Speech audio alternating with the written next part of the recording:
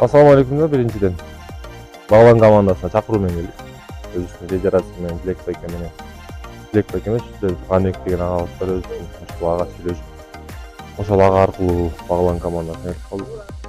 Баглан командасы жөнүндө айтып кетсек, Баглан командасы аябай жакшы команда экен, аттары да жакшы.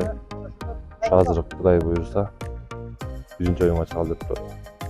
Qancha umidvoring bor shu Bag'lon bir liga qahramon bo'lsa? Эми аракет кылабыз колдон келишинче.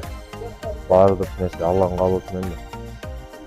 Кудай буюрса биринчи орунду алганга Баглан командасына, Баглан элине жеңишти тартуулайбыз иншалла.